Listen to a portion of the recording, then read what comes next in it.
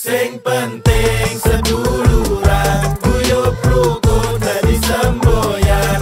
Sing penting bebarengan, Afnan Singgih dadi pilihan. Sing penting seduluran, guyub rukun dadi semboyan. Sing penting bebarengan, Afnan Singgih dadi pilihan.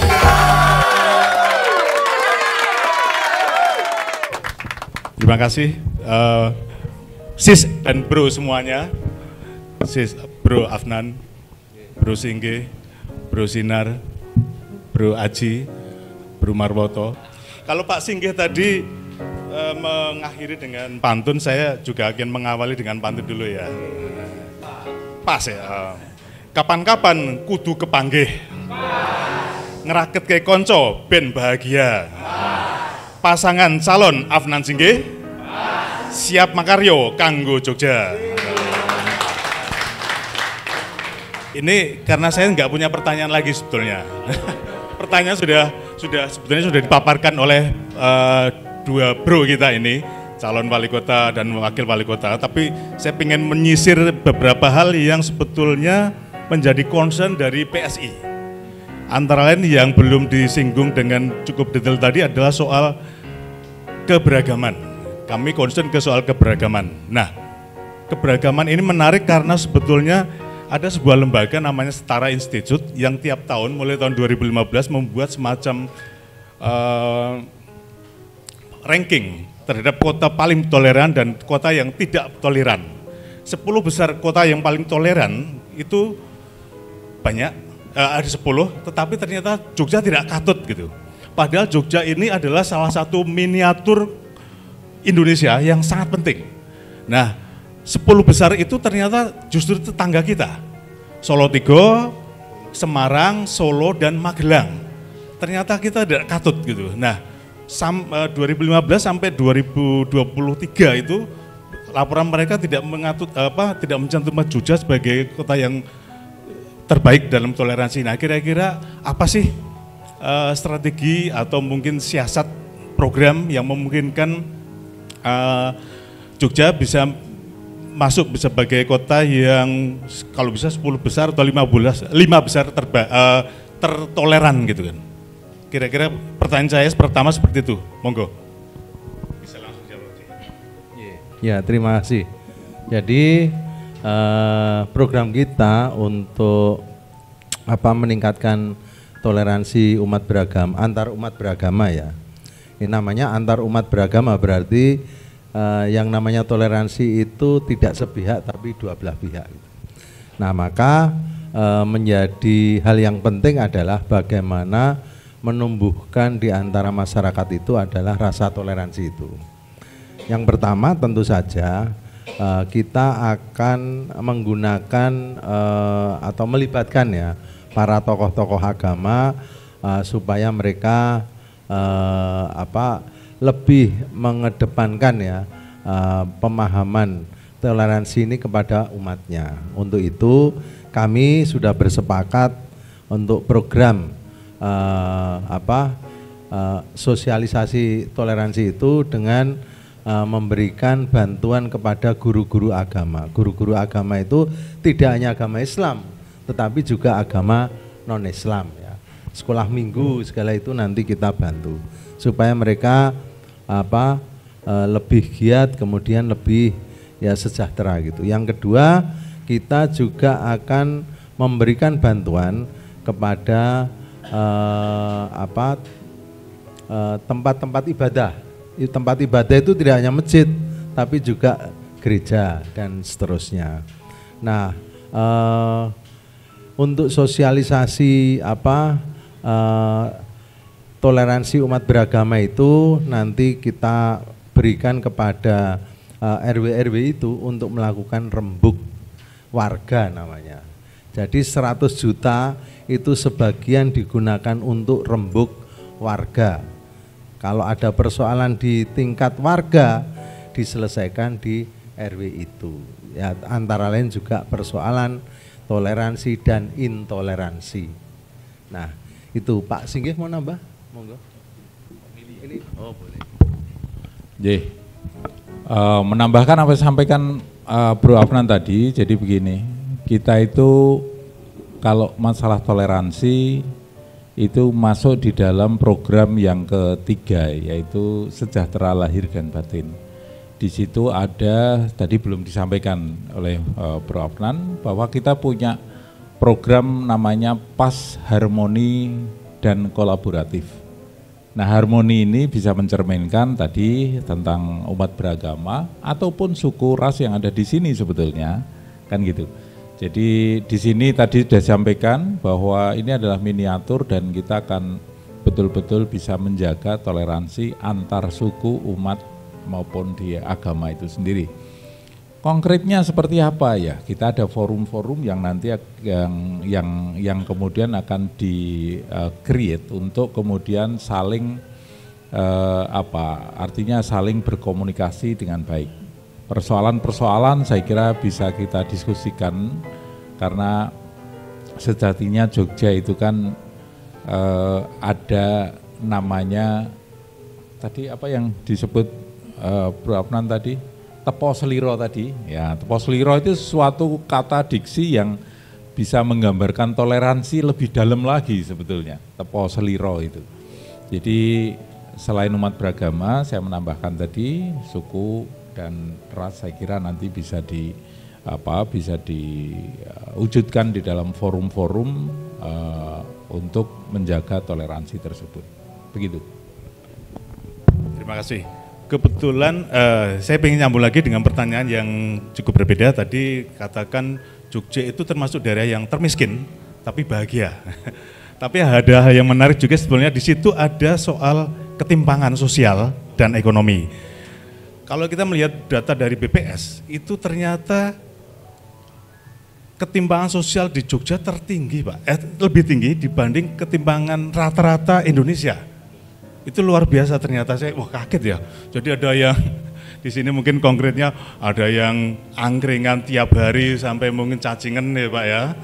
Ada yang naik yang kafe terus. Nah, kira-kira ketimpangan sosial seperti ini sumber awalnya apa dan kira-kira strategi yang akan dirancang 5 tahun ke depan oleh Bapak sebagai paslon wali kota dan calon wali kota bagaimana ini?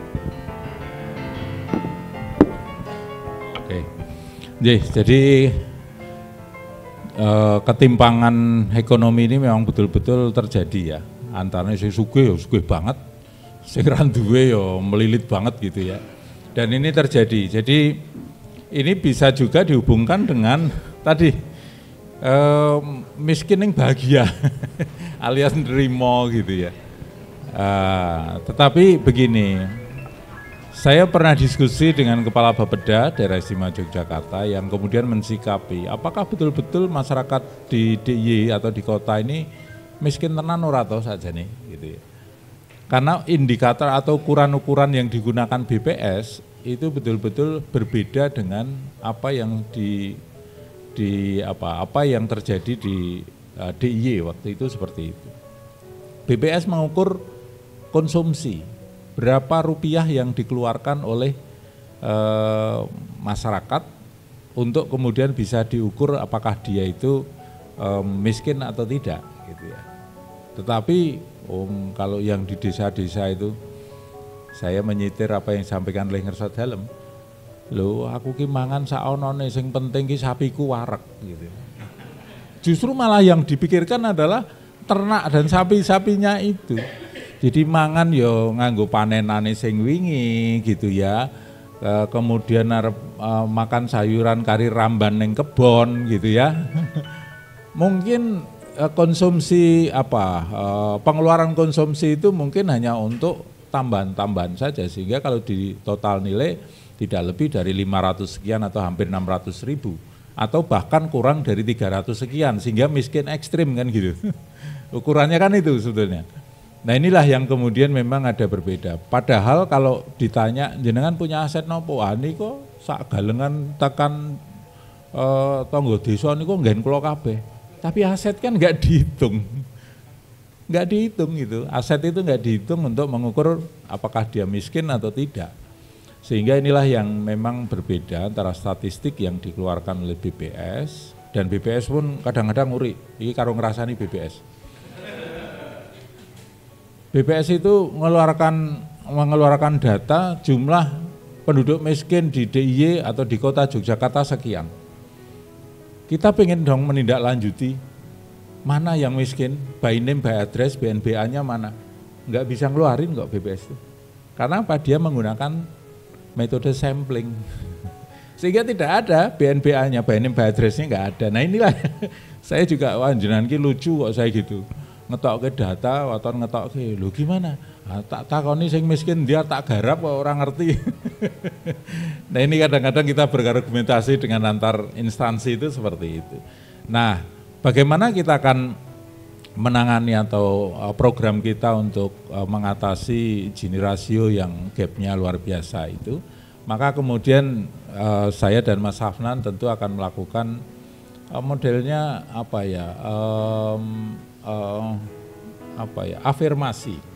afirmasi bagi masyarakat kota yang memang belum punya pekerjaan, maka dengan cara tadi ekonomi kreatif kalau yang muda-muda, kemudian kita juga mengafirmasi untuk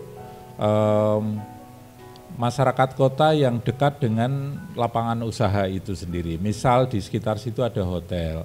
Saya kok berpikiran, saya dan Mas Hafnan berpikiran, ada dong kuota untuk masyarakat sekitar situ untuk menjadi karyawan hotel di situ. Tentunya tidak hanya sekedar zonasi dekat gitu ya, tetapi kompetensi juga harus ada gitu ya.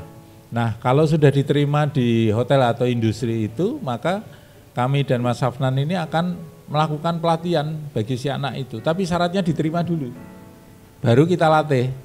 Setelah selesai pelatihan kita kembalikan lagi, ya wes dadi nggunen kan gitu, sehingga betul-betul punya nilai manfaat daripada yang selama ini jalan biasanya nggih Mas Roto nggih. Pelatihan dibuka 30 orang, baru kuwi wis karepmu arep nyambut gawe karo ora karepmu. Nah, metode ini kita rubah menjadi seperti itu supaya ada kepastian. Jadi ditompo sik, walaupun skillnya mungkin pas-pasan, tapi upgrading skill nanti serahkan Mas Hafnan dan saya.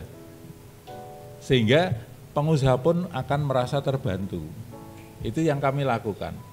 Terus kemudian, kalau masalah Gini rasio penghasilan dan sebagainya, ya kita coba untuk tingkatkan perputaran uang yang ada di Jogja ini sebanyak-banyaknya.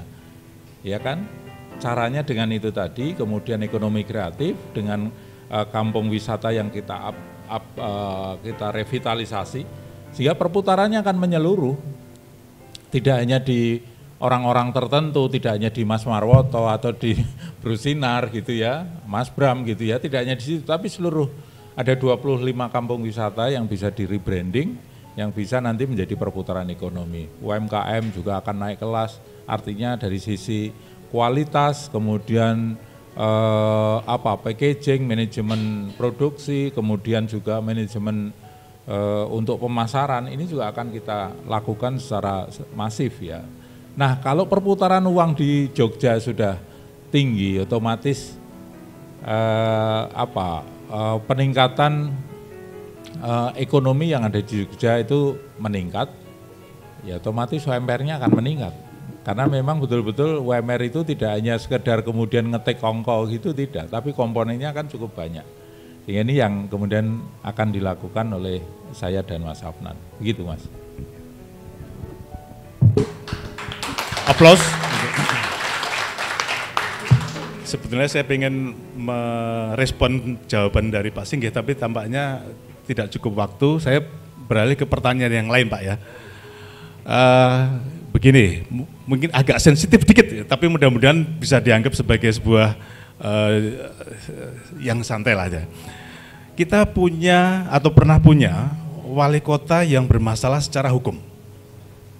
Bahkan sampai ya masuk penjara, katakanlah seperti itu ya. Dan itu faktanya. Nah, itu ada jadi pertanyaan, apakah waktu itu tidak ada sistem kontrol yang baik dari DPRD kota, maaf Pak Sinar dan Pak Marwoto, ataukah juga ada problem yang lain? Juga pasangannya, wakilnya itu juga tidak memiliki sistem kontrol yang baik sebagai sebuah duit tunggal gitu. Karena saya kira itu menjadi blunder, apalagi yang satu di penjara, yang satunya lagi sekarang nyalon lagi gitu. Nah, jadi kira-kira ini akan menjadi duit tunggal yang baik enggak ini kira-kira, mudah-mudahan menjadi tunggal yang bisa kami harapkan gitu Pak ya, saling kontrol. Bagaimana nih lagi-lagi strateginya? Ya, terima kasih. Jadi dalam politik itu ada 3 hal yang harus bisa mendukung. 1, transparan, 2, adil, 3, demokratis. Selama 3 itu bisa dipegang, itu insya Allah aman sampai selesai. Transparan itu pengertiannya adalah saling terbuka, ya, saling terbuka. Jadi tidak ada dusta di antara kita, itu transparan. Termasuk hubungan dengan DPRD dengan eksekutif itu sama. Kalau prinsip dasarnya adalah transparan, adil itu definisinya adalah bisa menempatkan sesuatu pada tempatnya. Jadi jatah-jatahnya itu cetha gitu ya, itu adil. Jadi kalau kursi ini 5 dengan kursi ini 2 mestinya beda jatahnya. Nah itu adil. Nah kemudian yang ketiga, demokratis itu adalah pengambilan keputusannya itu harus demokratis. Demokratis pengertiannya adalah diselesaikan secara bersama-sama gitu ya, bareng-bareng. Demokratis itu diawali dari musyawarah mufakat, kalau tidak ada titik temu berarti ya voting. Itu demokratis begitu Pak, dimanapun ya. Nah maka kalau dasarnya itu 3 itu insya Allah jalannya lancar. Saya kaitannya dengan yang tadi, saya itu kemarin itu ngisi di Bausasran. Di Bausasran itu kan panwasnya agak kejem-kejem itu. Jadi ketika saya tanya ke audiens itu, ibu-ibu banyak sekali, Bu, pokoknya kita ini pengennya adalah membangun yang lebih baik dari yang kemarin. Yang kemarin itu masih kurang menurut kita itu. Kira-kira kurangnya apa itu? Dijawab oleh ibu-ibu, korupsi itu jawabannya. Saya nggak boleh bilang begitu karena saya dicatat oleh Panwas itu. Karena kan nggak boleh kampanye negatif. Tapi yang jawab itu kan audiens, sehingga saya lolos dari catatan ya. Itu yang jawab audiens. Saya nggak pernah ngarahkan, tidak. Itu masalah persepsi ya. Persepsi, opini publik seperti itu, dan ya kalau di kalangan publik ya seperti itu. Maka Pak Heri, kenapa Pak Heri itu mendukung kita? Itu beliau berharap ya dengan pemerintahan yang baru ke depan itu akan menjadi pemerintahan yang lebih baik. Pemerintah daerah maksudnya, bukan pemerintah pusat. Pemerintah daerah yang lebih baik, lebih transparan, lebih bersih, lebih adil, akuntabel, dan demokratis. Kenapa Pak Heri, kemudian banyak tokoh ya termasuk Mas Marel itu punya harapan yang besar terhadap kita itu karena kebetulan ya mungkin ya. Saya udah di 20 tahun di legislatif, Pak Singgih 32 tahun di eksekutif, ini belum ada berita miring tentang kaitannya dengan penggunaan atau penyalahgunaan jabatan. Ya. Mungkin ya, saya nggak ngerti karena yang ngerti kan Pak Heri, kemudian Mas Marel dan lain-lain. Tapi mudah-mudahan ini adalah modal awal ya, modal awal yang nanti bersama-sama dengan partai politik, PSI, ada teman-teman Gerindra, P3 dan seterusnya, modal yang positif untuk membangun kota Yogyakarta. Kalau modalnya itu sudah positif, masyarakat itu kita ajak untuk membangun, itu kita kasih modal sedikit saja dari pemerintah, itu mereka akan saeko proyo, bareng-bareng gitu membangun. Kira-kira begitu, Mas. Terima kasih. Pak Singgih mana, Pak? Terima kasih, Bro Afnan. Masih ada waktu untuk saya? Masih? Oke, saya serahkan pertanyaan untuk 2 pertanyaan lagi di floor. Oh, Risa. Nah, Mbak Sis Risa Bri, Karmida. Sis Risa Karmida.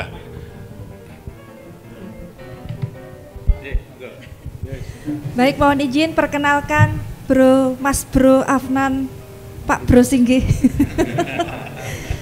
Saya Risa Karmida, saya kader PSI. Saya tertarik sekali dengan tadi ada komitmen Pak Bro berdua ya untuk menjaga keberagaman.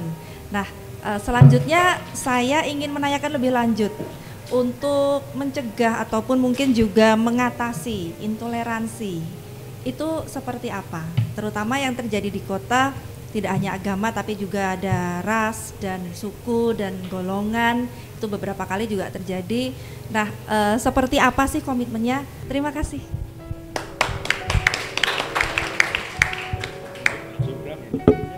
Ya, jadi kuncinya adalah komunikasi ya.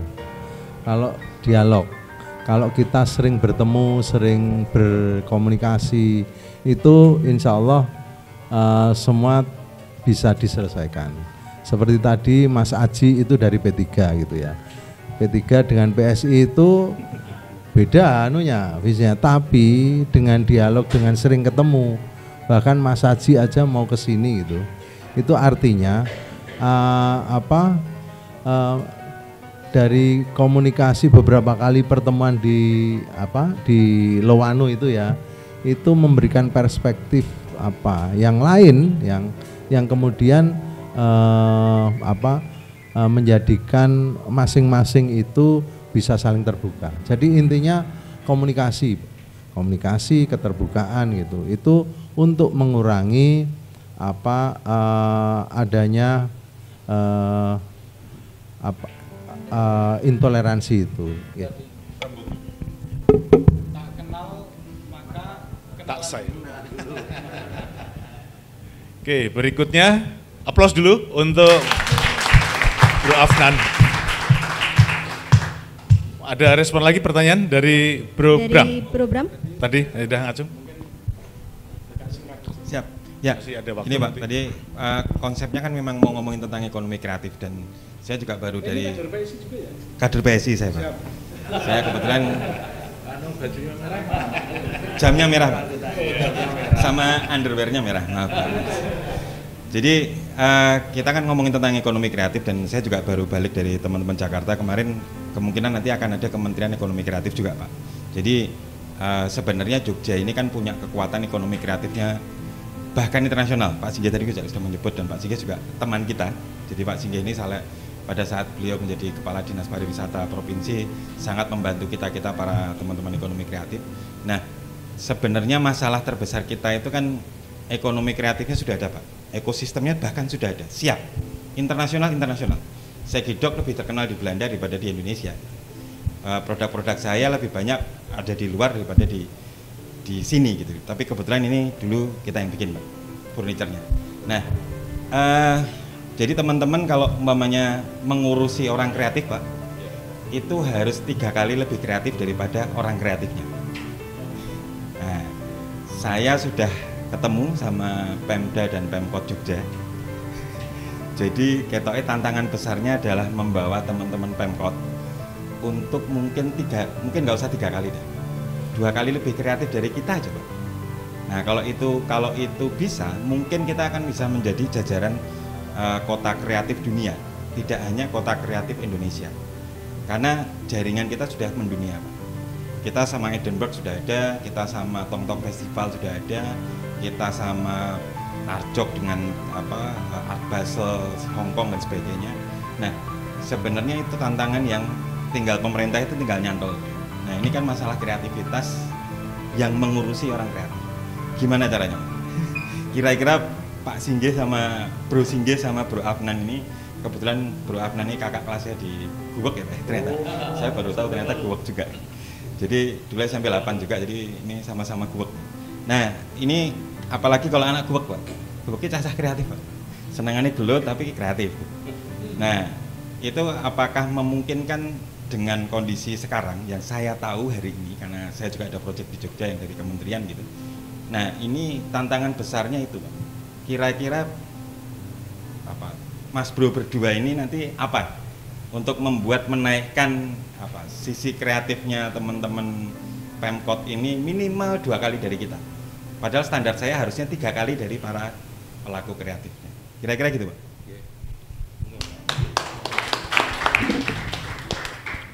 Ya Mas Bro, jadi saya sudah berteman lama dengan Bro Bram ini, wis ngerti lagi aneh. Dan ekosistem yang ada di Jogja ini memang sudah terbentuk, jadi teman-teman kreatif, itu ada Heri Pemat, ada Aan, ada Lulut, ada Mas Bram ini dan sebagainya, ini teman-teman kreatif yang luar biasa. Dan pada saat pilkada ini, beberapa pilkada yang kemarin itu agak apatis gitu ya. Tapi pilkada tahun ini kayaknya enggak. Insya Allah nanti akan kempel gitu ya, Mas Afnan ya, akan kempel gitu ya. Nah begini, memang apa ya, rekrutmen ASN itu enggak ada standarisasi orang kreatif itu enggak ada. Tetapi yang kemudian harus di-create adalah ekosistem bagaimana mereka bisa mendengar. Ya, mendengar, melihat, kemudian mengeksekusi. Nah, selama saya jadi PJ Wali Kota waktu itu, berbekal dari Kepala Dinas Pariwisata yang sudah dekat dengan teman-teman kreatif, kemudian menjadi PJ Wali Kota, 1 tahun itu saya gunakan untuk pendekatan di berbagai sektor. Bahkan waktu itu, logo YK yang sudah di-launching oleh Mas Sandi Uno, itu kemudian kami maknai selanjutnya, tidak hanya berhenti di YK saja, tapi apa sih yang mau dituju YK itu? Maka waktu itu kita berdiskusi dengan teman-teman jenengan juga, Mas Arif Beta Umpet, Mas Aan dan sebagainya, itu kemudian meng-create, kita itu kota kreatif kita itu, yang belum dipunyai oleh yang lain. Tetapi waktu itu dokumennya bukan kota kreatif, tapi game kalau nggak salah. Game dan animasi atau apa, game gitu. Maka waktu itu yuk kita coba rubah saya gitu. Jadi waktu itu kita proses perubahan dari game menjadi kota kreatif. Yang kemudian alhamdulillah di menit-menit terakhir waktu itu, karena saya ditelepon Prof Windu juga, masih piye toh, niki arep ngerubah kok lagi saiki, padahal tinggal beberapa hari itu udah closing gitu. Wes bismillah saya gitu Prof gitu, bismillah pokoknya kudu dadi. Akhirnya terlaksana itu, kita bisa merubah menjadi kota Jogja menjadi kota kreatif gitu ya, oleh Kementerian Parekraf. Tidak hanya berhenti di situ, saya sama Mas Arif Budiman kemudian ini kudu mlebu ICCN nih. ICCN itu adalah International Indonesia Creative City Network gitu ya. Ini harus ke level dunia gitu ya. Kita pengen ke arah situ. Maka kemudian kota kreatif itu jalan, tapi kita juga pengen membranding ini di level internasional menjadi City of Festival atau Festival City. Karena Festival City ini atau kota festival ini bisa memuarakan dari seluruh ekosistem yang sudah dibuat. Misal dari seni pertunjukan, dari 17 subsektor yang lain juga bisa tampil di situ, UMKM bisa, paket wisata hotel jalan, karena orang datang untuk melihat festival, misal Custom Fest kemarin, berapa ratus ribu orang atau juta orang melihat di situ, tidak hanya dari kota Jogja, tetapi dari luar DIY nasional bahkan internasional, mereka selalu menunggu-nunggu event Custom Fest. Arjok yang sudah mendunia itu dampak, pernah ya dihitung dampak dari multiplier effect dari penyelenggaraan Arjok selama 2 bulan, berapa? Sampai T, 5,7 T itu, 5,7 triliun. Itu duit kabeh. Ning ora ditampa Heri Pemat tok. Saya Pemat gitu. Itu uang beredar dalam rangka penyelenggaraan 2 bulan Arjok. Ini luar biasa. Maka tidak keliru atau kami pede waktu itu, waktu di Pemkot. Waktu di Pemkot 1 tahun pede, saya diskusi sama teman-teman, iki Festival City ini apa? Belum pernah dipunyai.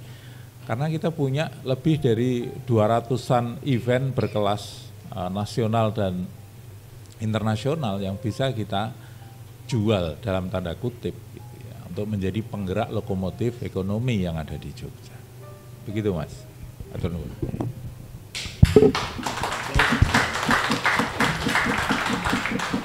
Ya.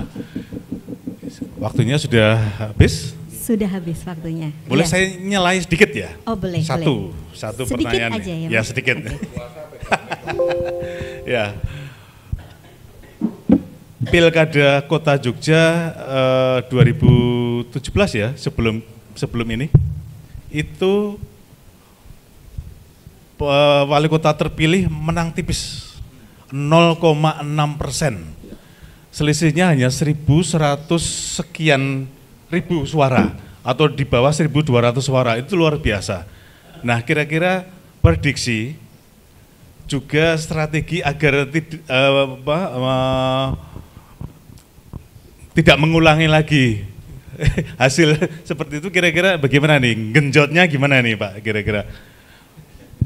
Wah, ini juga soalnya PSI juga punya itu ya, punya upaya untuk berkontribusi bersama gitu. Kira-kira gimana? Ya, persoalan perolehan suara itu adalah persoalan keberterimaan orang terhadap orang yang lain. Jadi selama orang itu bisa menerima kita dengan baik, maka orang itu akan memilih kita. Nah, caranya kalau kita ingin menang, ya, itu berarti kita harus bisa dipercaya orang lain. Tetapi itu baru modal awal. Ketika kita sudah diberi kepercayaan, maka kita itu harus berbagi peran dengan orang lain. Kesimpulannya itu. Jadi jangan merasa kalau sudah diberi amanah, wow ini saya semua ini, berarti tanggung jawab. Enggak, tapi kemudian bisa berbagi peran kepada yang lain. Termasuk teman-teman DPRD, teman-teman partai politik gitu ya. Mereka harus diajak untuk ikut serta membangun kota Yogyakarta. Jangan merasa bahwa ini hasil saya loh. Kalau nggak ada saya nggak bisa. Jadi kesimpulannya adalah bagaimana kita bisa meyakinkan kepada masyarakat bahwa dengan kepemimpinan ini ya kepala pelayan masyarakat dan wakil kepala pelayan masyarakat ini, masyarakat itu bisa merasa aman, nyaman, kemudian bisa percaya kepada kita semua. Nah, itu yang harus dilakukan terhadap masyarakat banyak gitu. Caranya bagaimana? Ya caranya kita ya berkampanye ke mereka, menyampaikan apa yang perlu disampaikan. Itu caranya begitu, Mas. Terima kasih. Pak Singge mana, Pak? Tepuk tangan buat Pak Afnan Singge. Baik. Saya kembalikan pada. Terima kasih. Baik, setelah kita melalui obrolan yang cukup serius dan tapi asik kan ya, kita bisa punya banyak pengetahuan, kita bisa lebih mantap untuk milih Afnan Singge besok ya. Sebentar, saya potong. Ini tadi Pak Afnan, Bro Afnan itu menyampaikan keterpilihan itu juga salah satunya tergantung juga dari bagaimana masyarakat percaya dan merasa nyaman kepada orang yang dipilih itu. Saya mau bertanya ke teman-teman, nyaman nggak dengan Pak Afnan dan Pak Singge? Pilih nomor berapa? 3. Ya.